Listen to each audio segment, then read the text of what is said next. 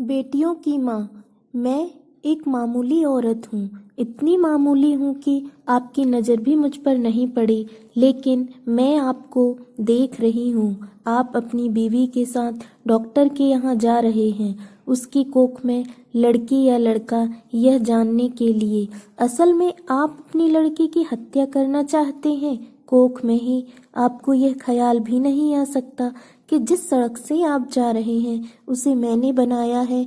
मैंने यहाँ रोड़ियाँ बिछाई और फिर उन्हें दुर्मुट से कूटा था।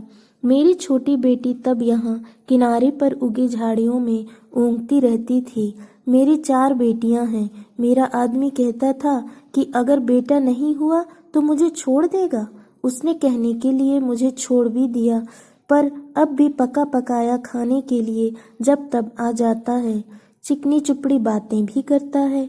मैं सब समझती हूँ, फिर सोचती हूँ चलो मेरी बेटियों का बाप है। कमाल है, जिन बेटियों से वह छुट्टी चाहता था उन्हीं बेटियों के नाम की थाली मैं उसे परोस देती हूँ। वह समझता है बेटियाँ बोझ हैं। मेरी चारों बेटियाँ सांवली हैं, बड़ी बड़ी फुर्तीली है, खूब काम करती है। मेरी ही तरह वे तरह तरह के काम करेंगी, पर फिर भी उनके होने से मुझे बड़ी तसल्ली है। मैं अकेली तो नहीं हूँ ना। तुम समझते हो लड़कियां बेकार होती हैं, औरतों के कामों को आप जानते ही नहीं। अरे देखो, मैंने सड़क बनाई, धान की रोपाई की, कपास चुना, कपड़े की फैक्ट्री में रीलिंग की, आलू खोदे, 4 बेटियों को जन्म दिया, पाला पोसा। क्या मैं बेकार हूँ? ये जो तुम चाय पीते हो इसकी पत्तियां भी लड़कियां ही चुनती हैं, और क्या क्या नहीं करती। इतने धंधे औरतें करती हैं कि गिनवानी मुश्किल। और तुम्हारा ये सूटर कोई 1 पौंड का होगा। 1 पौंड ऊन इतना होता है कि दिन रात लगकर 3 दिन में उसका सूटर बनता है, जिसके मुझे 12 रुपए मिलते थे। तब बच्चियां छोटी थीं तो सोचती थी घर में उनके पास बैठे बैठे बुनाई कर सकती हूँ, लेकिन धंधा बड़े नुकसान का था। फिर ठेकेदार ने मीन मेख निकालनी शुरू की और मुझ पे गलत नज़र डालने लगा, तो मैंने ये धंधा छोड़ दिया। फिर आटे की फैक्ट्री में काम किया। बड़े काम छोड़े और पकड़े 2-4 मुर्गियां और बकरियां तो खैर पालती ही हूँ। इसी तरह रूखा सूखा चलता है। ये जो तुम्हारी बीवी ने रेशमी साड़ी पहन रखी है, इसके धागे भी औरतें तैयार करती हैं। कीड़े पालती हैं, मुश्किल काम है, जांग में घाव हो जाते हैं। धान की रोपनी में भी पैरों में खारवे हो जाते हैं और कमर झुके झुके टूट जाती है। मुझ पर पैसे होते तो अपनी लड़कियों को पढ़ाती लिखाती, उन्हें मास्टरनी बनाती या डॉक्टरनी। तुम खुद पढ़े लिखे हो, पैसे वाले भी दिखते हो, तुम लड़की का गर्भ क्यों गिरवाना चाहते हो? तुम समझते हो तुम्हारी लड़की कोई काम नहीं कर सकती? अरे आदमी कोई एक फालतू चीज नहीं, 100 काम है उसके करने को। फिर इस तरह सोच समझकर लड़कियों को मारना तो कुदरत से खिलवाड़ है। अगर मान लो तुम्हारे घर लड़का हो गया तो तुम क्या सोचते हो, वो तुम्हें लड़की से ज्यादा प्यार करेगा? फिर लड़के बिगड़ते भी बहुत हैं। आजकल उनका ध्यान ताश और मारपीट में ज्यादा हो गया है। मान लो लड़की ही पैदा हो जाए तो क्या? तुम उसे पढ़ाना लिखाना, वो तुम्हें खूब प्यार करेगी। लड़कियां माँ बाप को खूब प्यार करती हैं। तुम्हारे घर में रौनक होगी, सो अलग से। तुम सोचते हो दहेज देना पड़ेगा, तो तुम उसे खाने कमाने लायक कर देना। दहेज मांगने वाले से शादी मत करना। हो सकता है आप ही ऐसा लड़का मिल जाए जो बिना दहेज के शादी कर ले। अगर ना मिले तो क्या, वो कमाएगी खाएगी और तुम्हारा सहारा बनेगी।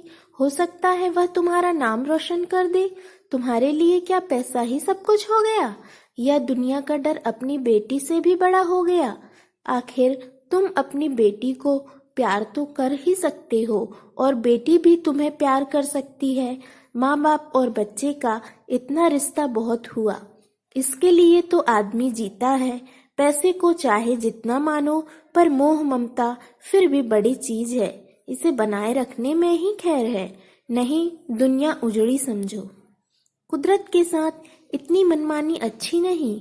लड़कियों को तुम ऐसे ही गिरवाते रहे तो औरतें कितनी कम हो जाएंगी। फिर तुम उनके लिए कुत्तों की तरह लड़ोगे।